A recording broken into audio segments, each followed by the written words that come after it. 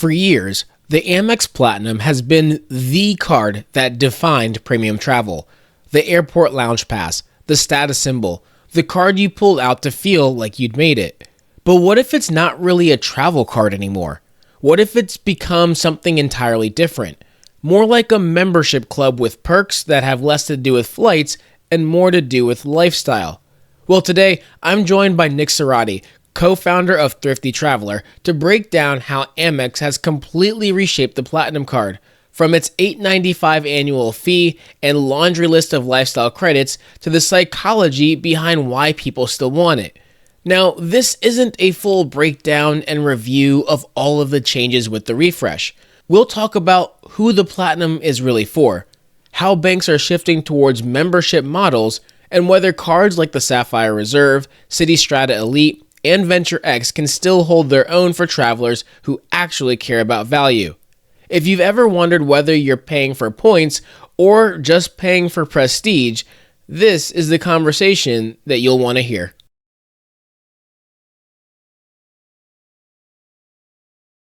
Welcome to the Revolutionizing Your Journey podcast. I'm your host, DeAndre Koch. Today we have a fantastic guest lined up for all of you all, and I'm excited for this topic that we're going to get into. But before we introduce him, I want to give a quick reminder that you can catch all these episodes in their entirety on YouTube, as well as the fact that for those that listen, or that I should say that watch our episodes on YouTube, don't forget every Friday we release our quick hits. That's our up-to-date points and miles and travel news. And a lot of that news I get from our speaker today, which is Nick Serati, co-founder of Thrifty Traveler. And I'm really excited because you guys have heard me mention Thrifty Traveler a million times on the show. We've put out a lot of their deals or talk about their daily deals that they provide. I'm a subscriber to that, so I get an inbox full of deals, whether cash or points and miles based, all over the world, literally every single day. And they put out a lot of great content out there.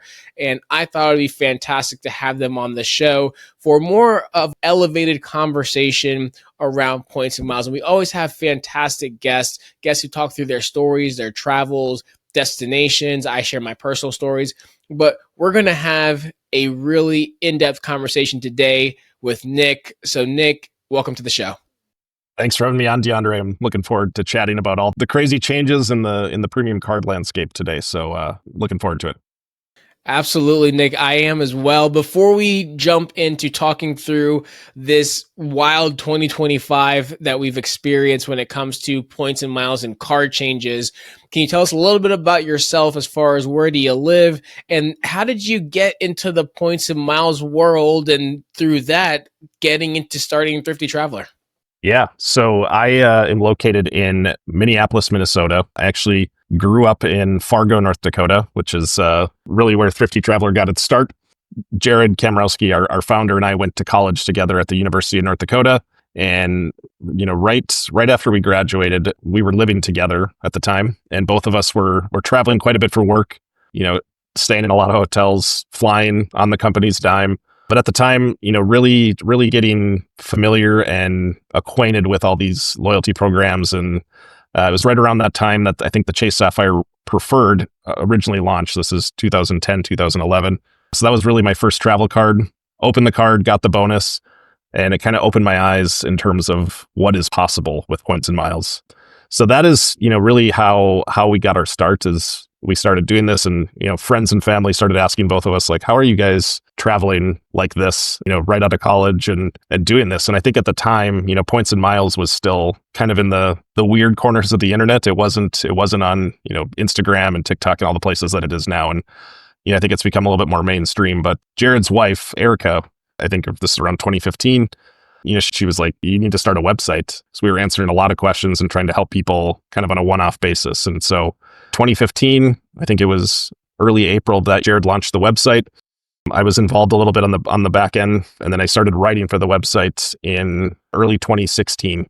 By 2017, we had launched our Thrifty Traveler premium service, and Jared was able to leave his job with the federal government and run the website full time. And then I was able to leave my job and to come on full time early 2018. So we haven't looked back since, and it's been a fun, wild ride. Awesome. So we started with having some experience ourselves. And then it's really cool that this kind of connection just came from a college, a rooming together, and expanded to create essentially an entire business at this point, which is really exciting. So I love having a little bit of the background and the depth. So you've been in the points and miles world for a long time, especially if we really go back to the fact that you started when the Chase Sapphire Preferred came out. I started in about 2016 when the Chase Sapphire Reserve first came out. So about a decade of experience. But I mean, you've seen a lot of things over the years and have really seen a lot of the shifts and changes in the loyalty program, which is exciting, but also calls to the breadth of knowledge that you have. So that leads me to the topic of conversation that I wanted to have today, which was regarding a recent blog post that you wrote that I really wanted to unpack today from a conversational standpoint. And it was around the notion, or the title of it is, the Amex Platinum isn't a travel card anymore. It's a club membership. And I saw that and I was like, wow, that's a really unique take, but not inaccurate. So I'd love to start by asking you essentially, Nick, why do you think the Amex Platinum has stopped being a travel card, which is really kind of what it was initially? Yeah. So I think it's a really interesting analysis of kind of how Amex has shifted their entire business model. I first actually had this thought. I was listening to an episode of the Acquired podcast, which is one of my favorite podcasts. It was all about Costco and how Costco has kind of come to be what everybody knows Costco is today. And one of the things that stuck with me on that podcast and that discussion was that Costco's membership cards, so the actual membership that you have to get in the doors at Costco, accounts for like more than 80% of their revenue. So like actually selling goods in Costco store is not really what their business model is about. And I started to think about that. And this was, I listened to this episode right around the time that Amex had rolled out their recent wave of changes. And I started looking at all the things that they're adding. And, it's been called the metal coupon book for a number of years now. But I started looking at it and just be like, we are leaving the realm of travel card and more of like a membership club. And I think, just the way that people that hold the Amex Platinum card feel about it. And what I mean by that is, I have friends that they have the Amex Platinum card and they're very proud to take it out of their wallet, let people know that they're a Platinum card holder, and they'll use it at places that, they shouldn't be using it. Like I'll see them pay for dining or something. And I want to tell them like, you're only getting 1x on that transaction. That's probably not the best card to use. I feel like it's just become more about the fact that they are in the Amex Platinum ecosystem and they are a member of the card. And I would just, say I first got the Amex Platinum card back in 2014 or 2015. Maybe it was before that. But I think when I first opened the card, this was prior to the Chase Sapphire Reserve. This was prior to the Capital One Venture X. This was prior to really any competition in the premium travel credit card space. And so, at the time, I think the annual fee was $450 and it was 100% about travel. Everything on that card was travel focused.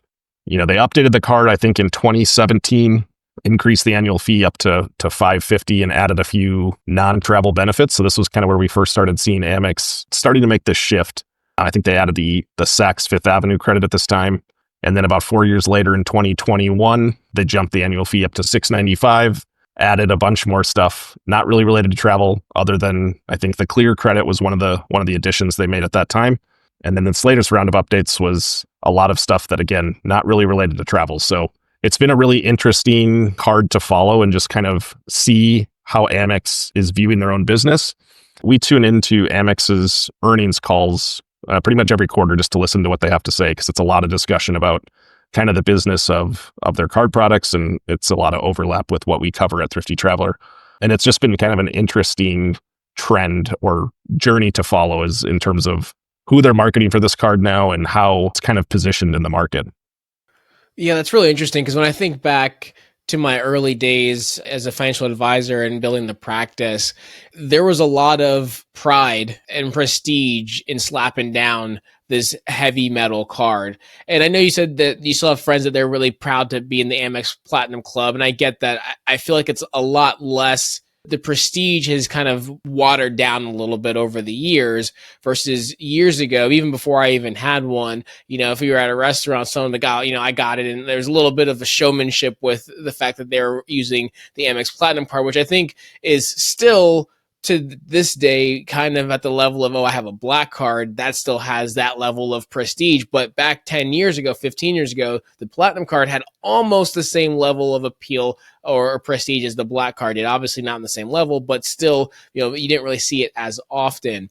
And I do know that also people did have a few things they liked about it outside of the travel benefits, like their concierge, which I never hear anyone talk about, but I have many advisor friends that they would use the Amex Platinum concierge to, buy flowers for their girlfriend or spouse, or make reservations for travel or whatever it may be. A lot of these things back in the day, and it's really shifted at this stage. And as you said, with the recent changes, it's been a lot less about travel, although they've still kept some travel elements like increasing the final hotels and resorts credits and those type of things. They've added a lot of things that have really nothing to do with travel. So I guess, when you think of it as a membership club, what type are you alluding to? Because there is the Costco's, the Sam's, the BJ's of the world, but then we do have also the country clubs of the world as well. So where do you think it kind of fits in? Yeah, that's a great question. I think it's a little bit of both, really. People that have the Amex Platinum card or have had it for a long time, like myself, I think, I was willing to tolerate them because of the travel benefits that it provided. I want that lounge access. I live in, Minneapolis is a huge Delta hub. So having Sky Club access is quite nice, even though they did cut that back a little bit recently with only allowing 10 visits per year. But I think, putting up with those credits to get those travel benefits was something I was willing to do. So in that term, I feel like it was definitely kind of a membership club. But now, with the annual fee at $895, even with the benefits, that number to a lot of people is just crazy. And so I think Amex has always been kind of targeting affluent cardholders, and that's really not shifted. But with the new annual fee, I think we're kind of getting into that, like, oh, he or she is an Amex Platinum cardholder. It's starting to kind of feel like that country club prestige, especially people that know what the annual fee on that card is. So when people are getting the card now, well, actually, before I go there, do you think Amex is still trying to attract travelers or more so status seekers, or is it a mixture of both? Yeah, I think both. I think, the roots of that card are a travel card, but I also think, just where a lot of travel is going and where its focus right now is targeting those premium travelers. So I think by adding a lot of these benefits that don't necessarily provide travel benefits, they're still appealing to travelers, but I think they're also appealing to a wider base of people that, might be interested in that Lululemon credit or the Aura Ring credit or whatever it is. I think in some regard, people are looking at this card as more of a status symbol than probably it was in the past. Though I do think it was a status symbol in the past. It was much more a travel status symbol. And now I think it's just more of a socioeconomic status symbol, really. Now, of course, those of us in the points and miles world, Nick, we're kind of insane, right? So we did have all the cards, like an insane number of cards that most people think that we're probably, sacrificing our mortgages for at this stage, right? But we have all these cards. These cards have, fees on them, but we get benefits. And now, of course, we try to make sure we're maximizing the value of these benefits. But when we take into consideration some of these things, as an example, the Resi credits or the Lululemon credits, right? When I think about the recent, when the changes happened at the very, very end of September of this past quarter, I made sure to jump in and can I get my Lulu credit in time? Can I get my Resi credit in time? I remember putting in our WhatsApp community chat a photo of my wife and I. We were sitting at Mermaid Winery here in Virginia Beach, which is a Resi restaurant. I was like, hey, tonight's date night, courtesy of Amex. And then luckily, Lululemon is literally right next to my office. And so it's super convenient to just walk in there and just be like, oh, I want this. And it's, close to free or very less expensive than Lululemon already is. Now, my point to saying all this is now for those of us in the points and miles world, we are going to try to maximize efficiency on every point as well as every dollar we're spending as a credit card fee. But how much do you think the average user of a card or consumer is weighing these things and trying to get the same amount of efficiency? And are these higher fees but better benefits or more benefits attracting or detracting people, are you thinking? Yeah, I think that's a really good question. And I think at the end of the day, Amex can offer a lot of the stuff that they do on this card for two reasons. One, they obviously have the data, but I think the vast majority of people using these cards just don't fully know how they work and how they can get the value out of the credits. And so that's how the math works with the annual fee. They market, the new platinum card has over $3,500 in value. Even me, somebody that's hyper focused on making sure I maximize this, and you as well, DeAndre, we're probably not getting that full $3,500 in value just because there's some stuff I'm going to let slip, like the Equinox gym credit. I don't live anywhere near an Equinox. That's not something I'm going to use, but I can get enough value out of it elsewhere that it's worth it. And I think the second reason that this works and that Amex can do this is that a lot of these benefits, in fact, I would say that most of them, are not actually paid for by Amex. And so I listened to Amex's CFO. I can't remember his name now at the top of my head here, but he was speaking at the Barclays Financial Conference a couple months ago. I think this was briefly right before the refresh, the Amex Platinum refresh rolled out. But he was saying that a lot of these merchant credits, so we're talking, Lululemon, Aura, Saks Fifth Avenue, is that they are not even, Amex doesn't pay for these at all. And the reason that these companies are partnering with Amex to offer them on their cards is because they want access to Amex's cardholder base. It's a very profitable segment. And so Amex can, increase the annual fee on these cards without really investing any more money into them. So, it's a pretty amazing business model if you can get that. But I think that's why it works. Amex, how high is the ceiling? Is Amex going to go to $1,000 annual fee? I don't think it's out of the realm of possibility. But at the same time, the more stuff that they add, the more convoluted and complicated these cards get. And I think, Amex loves breakage, right? When people don't use the benefits, that's just more money back in their pocket. So that's really interesting that you explained that, because I would not have assumed that that's how it worked. I'm curious, and you might not have the answer to this, Nick, but if you do, I'd be fascinated. So as an example, Saks Fifth Avenue, $50 credit. So they're not necessarily, or Amex isn't paying Saks to have them in the program. Saks is coming to them theoretically by what you're saying.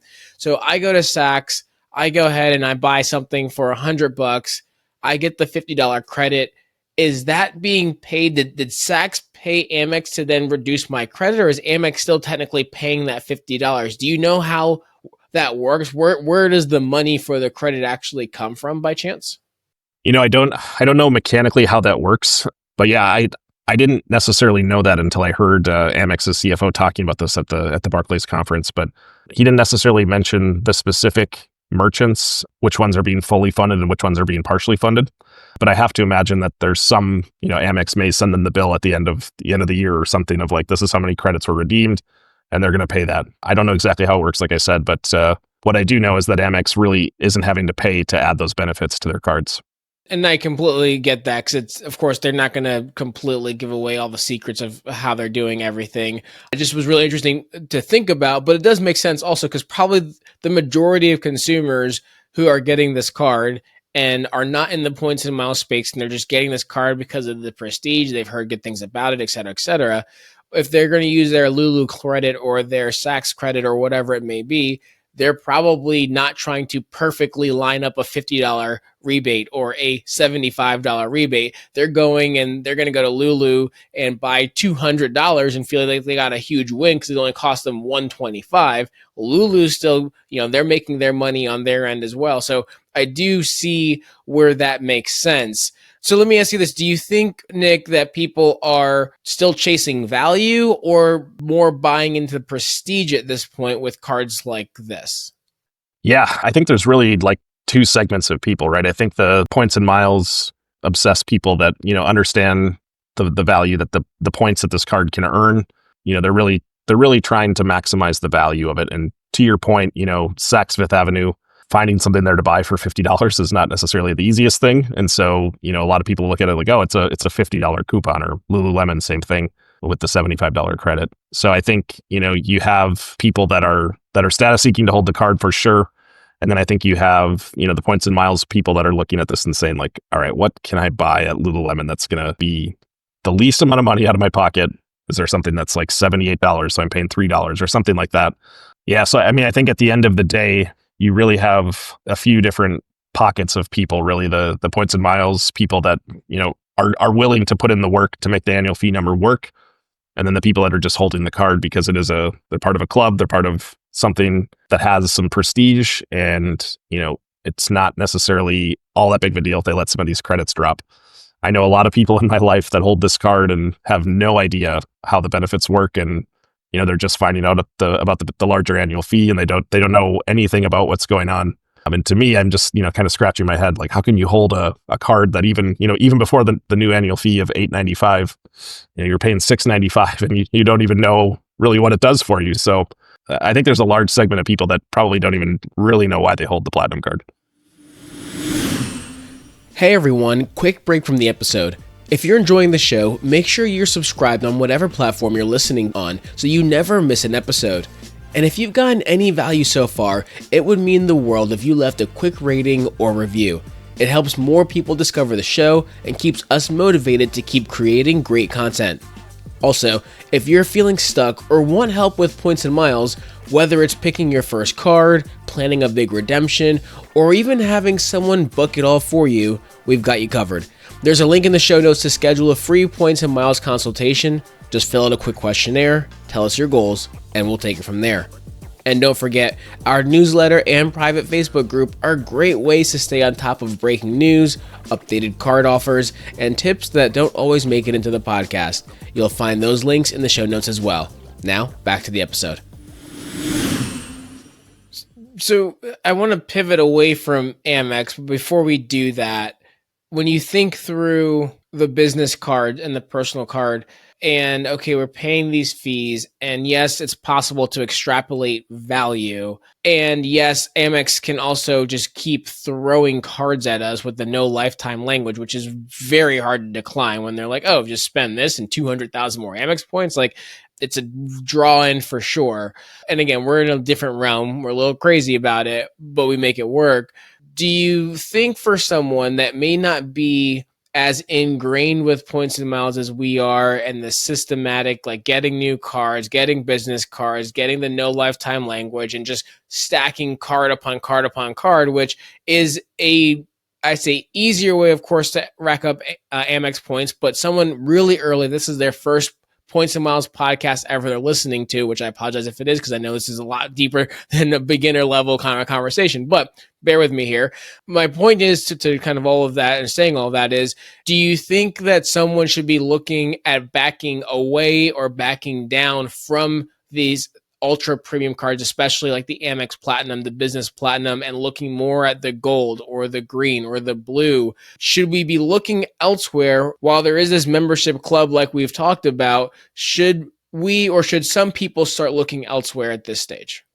Yeah, I mean, I'm a pretty firm believer that, the Amex Platinum, even the Chase Sapphire Reserve, and, to some extent, Citi's new Serati Elite card, these are cards that are meant for people that really, know what they're doing. When I say know what they're doing, I'm talking about, maximizing the credits and using the points.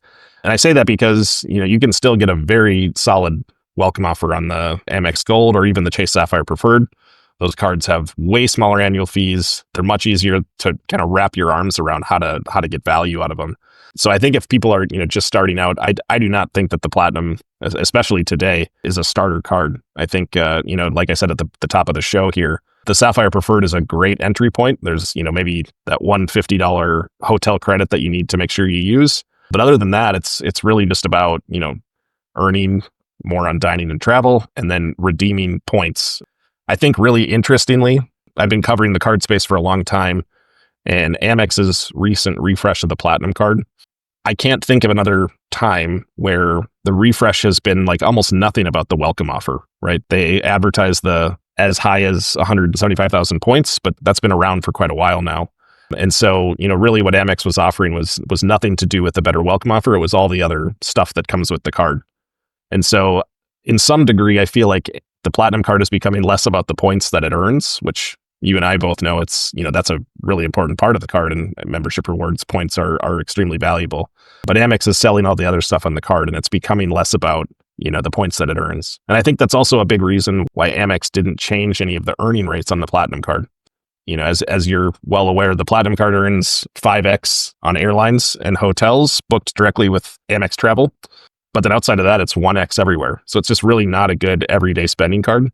And there's a lot better options. But I think Amex is making a bet also with all these new credits and benefits that it's going to keep that card top of wallet for people that, don't really know how to play this game.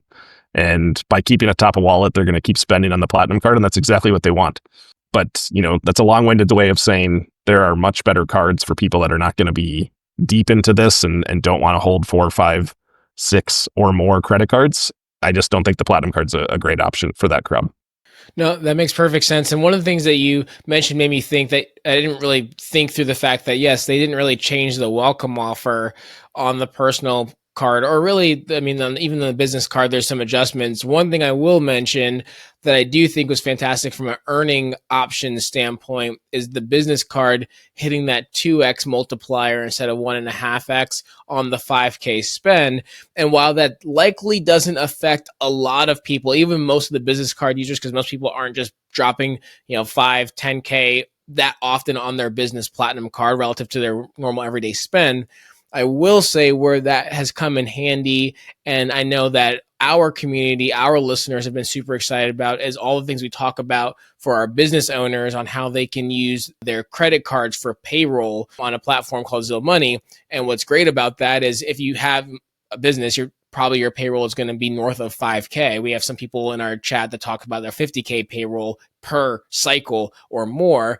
And so to be able to get 2x on that 50K, even though they have a 3% fee, that helps to eat up a lot of that and can be huge for spend. So I do think that was probably one of the most exciting changes outside of also getting the extra credits for fine hotels and resorts that were really nice.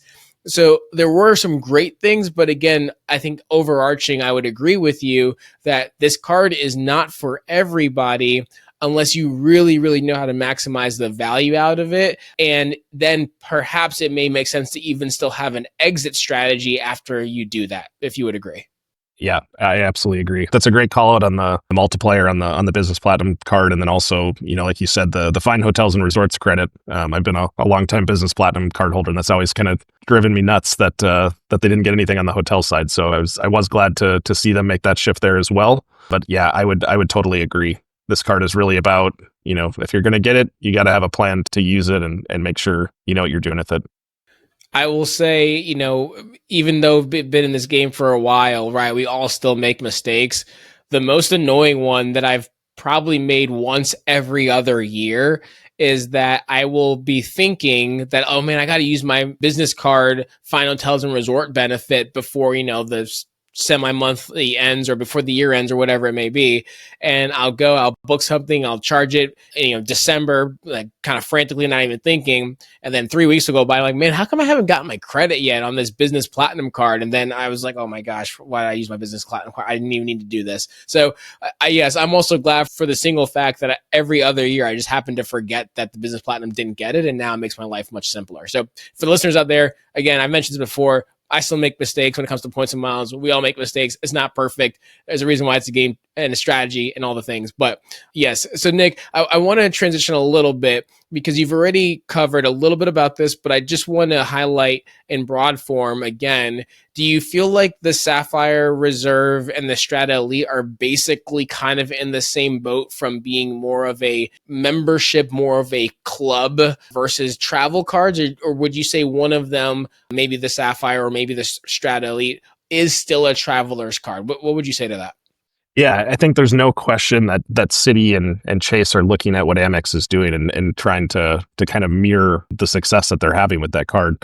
I will say that Amex has done a phenomenal job of conditioning their cardholders for these changes over the course of quite a while. Like I mentioned earlier, they really started kind of introducing these credits on the card back in 2017. They added more in 2021, and now here we are in 2025, and there's quite a few credits on the card, but it didn't happen overnight. And so people that have the card have been, really for the better part of a decade, have been conditioned to that this is what you have to do if you want to hold these cards. And so I think from my perspective, Chase went a little too far all in on the Sapphire Reserve changes. in terms of, the card previously had a $550 annual fee. It offers probably one of the best benefits of any travel card with the $300 travel credit, incredibly easy to use. But now they've got lounges, and they're really just kind of copying what Amex is doing, and to a lesser extent, it's the credits that it's offering, I just don't think are as good. But Chase tried to go all in on this with like one round of updates. And I think, from what I've been seeing on Reddit and just listening to our readers, it's not being met with the same fanfare that the Amex Platinum changes are.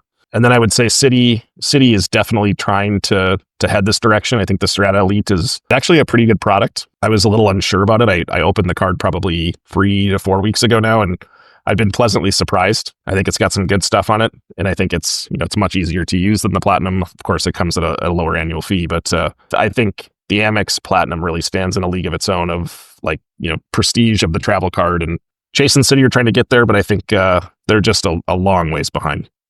Yeah, I would say in the kind of head-to-head, heavyweight battle this year, Amex absolutely KO'd Chase with their changes. And I remember when the Reserve came out, because I had not had the Platinum yet. The Reserve came out, was looking at the Platinum, and basically Amex had to step up their game because of how great the Reserve was. And, the Reserve's been kind of the no-brainer best travel card out there. But like you said, things have changed, and Amex really won out this year.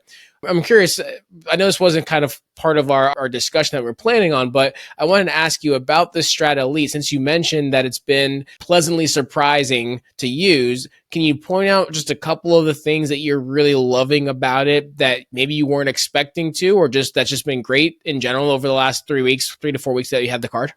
Yeah. So I think, first and foremost, the current offer is what tipped the scale for me of the $100K. And after you spend $6K in 3 months, the fact that, Citi has now become the exclusive issuer of American Airlines credit cards has allowed them to add AA as a transfer partner. AA miles are super valuable, so it's just another great way to earn them. But since I got the card, it offers this $200 annual splurge credit, is what they call it, where you can use it at American Airlines. You can use it at Best Buy. Citi has the co-branded credit card relationship with Best Buy, so it kind of makes sense from that perspective. But yeah, I needed a new pair of AirPods. My old AirPods kind of bugged out, and the ones in my ear right now, I bought at Best Buy with that credit. And so, the credit hit in a couple days. It was very seamless, and just that alone, I'm somebody that's not going to have a problem spending $200 annually at Best Buy. I don't know how long I'll keep the Strata Elite past my first year, but I also think that the 6X, the Citi Nights, I don't know if you're familiar with that, but essentially from like 6 p.m. to 6 a.m. on Friday and Saturday nights, every week, dining goes from 3X to 6X, which I've never seen a credit card benefit like that before. So a few different times as I've been working on, wiping out the welcome bonus spending requirements, I've just been using my card, on Friday and Saturday nights. And it's like, oh, I got 6X on that purchase. So I think it's unique. It's a little bit complicated, but even outside of that window, 3X at dining is solid. And again, Amex can't compete with that on the Platinum card. If you want it 4X, I should say, on dining with Amex, you got to hold the gold, which is another $325 a year. So I think that's where Citi and Chase are really going to put some pressure on the premium card space is with the spend categories, because Amex is just not there. Well, Nick, there's one card that you haven't mentioned in the grouping with all of these other cards, and I'm assuming it's because you feel differently, perhaps in a good way, about where this card is and or where it's going. And that obviously is the Capital One Venture X card, which is Capital One's, at this stage, most premium card. They also have the business version. So I'm curious, what's your thoughts on where that card is? And is it shining a little bit brighter now versus the Amex, the Chase, the Citi's Elite cards? Yeah, that's a great question. And I love the Capital One Venture card. I think, when Capital One first rolled this card out back in, I think it was the fall of 2021, Thrifty Traveler got invited to a press event, and we got to sit down with their managing vice president that oversaw the venture products at that time for an interview, which was really awesome. And she basically said, there's, paraphrasing what she said, but she said there's a gap in the market. There's a ton of these $95 fee cards. And at the time, the Amex Platinum was $695, and there really wasn't a whole lot in between. And so that was the space that Capital One was really going after. And, she made a comment about like, I don't have time to track a laundry list of credits, and I know a lot of our cardholders don't either, and there's not an appetite for that. And so Capital One was really trying to slot in and fill that void, and I think they've done an amazing job of that. The question becomes now, with Amex with an $895 annual fee, Chase with a $795 annual fee, and Citi with $595, and adding all these kind of use it or lose it type credits, can the Venture X stay at $395? Are they going to forego this kind of credit heavy model that Amex has pioneered? And I think when I think about the Venture X card, it's like they have to increase the annual fee. It just seems like silly not to at this point. They could increase the annual fee on that card by $100, and they're still the cheapest premium travel card by a long shot. But I think as it stands today, the Venture X is really, in my opinion, kind of the last true premium travel card that's solely about travel. There's really two things that you need to do to make that card worth it, and that's use the $300 annual credit for booking travel through their portal. And then if you renew your annual fee, you get that 10,000 Capital One mile anniversary bonus. So at the bare minimum, those are worth a cent a piece. So you're looking at $100. So if you can use that $300 credit and the anniversary bonus, that's $400 right there for a card that's costing $395. I think for most travelers, even if you travel just a couple times a year, it's kind of a no-brainer. The question is Capital One going to be able to sustain that, especially with annual fees going where they are on their biggest competitors? No, that makes perfect sense. And I love the way you broke that down, because it is now kind of moved to be a little bit more of the no-brainer, and also just really, really easy card for someone to get behind, or to tell their P2 to their player 2 to get for points and miles, because it's just, hey, this is 2x on everything. Just use this for everything and we'll be fine. Now, obviously, if you want to refine, get 4x on dining, 3x here, et cetera, you can get more nuance, but it's a really great start for someone, or a really great foundation for someone, I should say. And of course, as you said, probably the last true travel ultra premium card. I don't know if it's technically ultra premium, but premium travel card. So Nick, as we start to wrap up here a little bit, in general, when someone's looking at all of these cards and they're getting feedback through all the people they follow with points and miles and podcasts and blogs and all of the everything, in general, for someone, not just in points and miles, but travel in general, how can they stay smart about figuring out what's worth paying for and what's actually just really great marketing?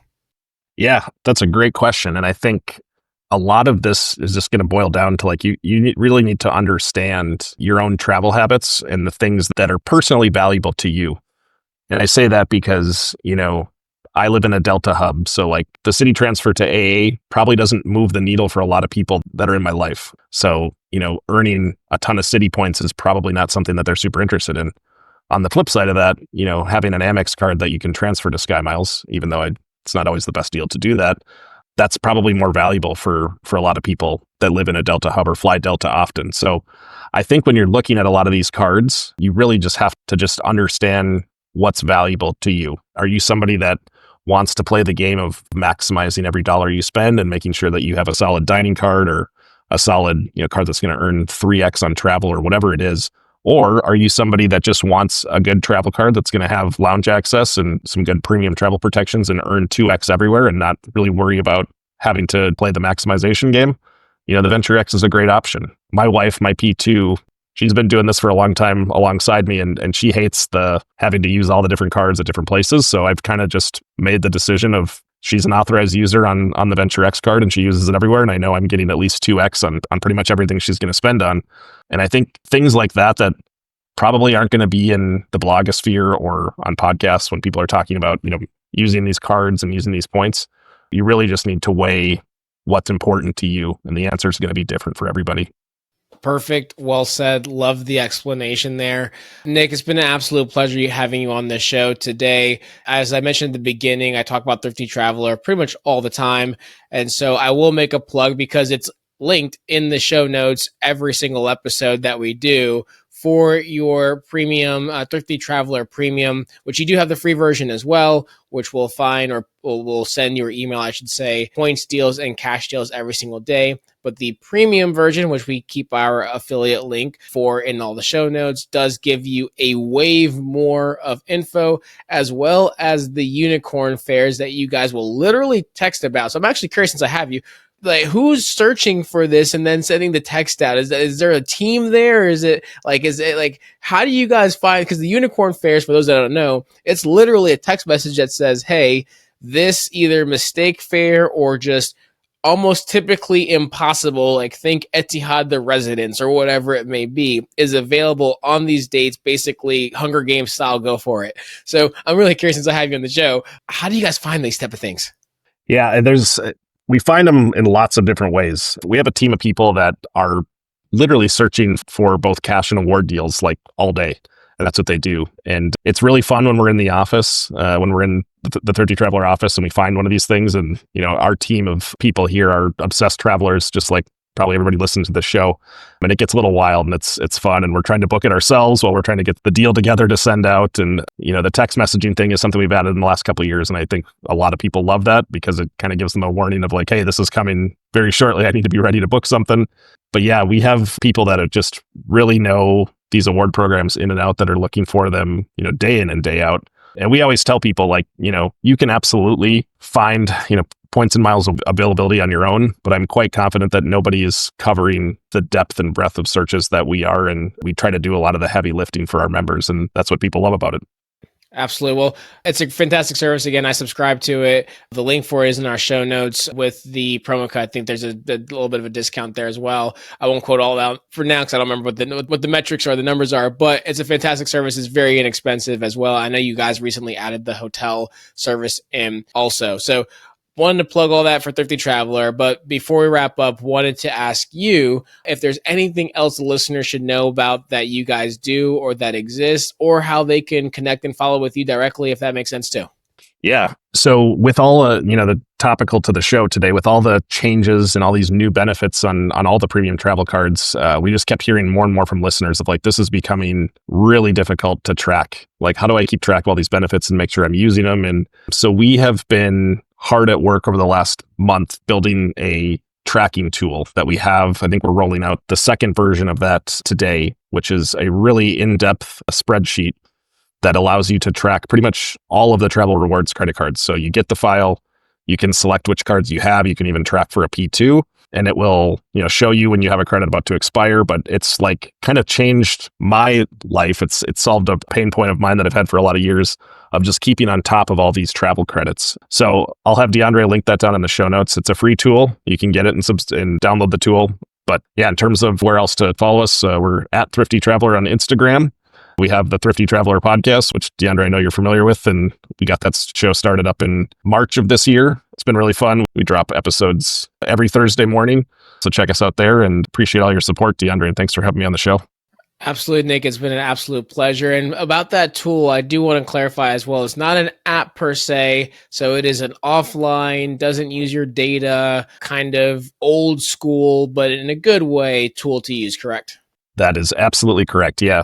So when you get the link, it creates a copy of a master file. So you're not going to have, somebody else's information in there, and you're not putting in any sensitive information. It's just, tell us what card you have. When did you open it? When is your annual fee due? And it starts to do all the math and tracking for you. And as long as you, keep up with it and check off credits as you use them, it's a really good tool to just help you know if you are getting at least your annual fee investment back.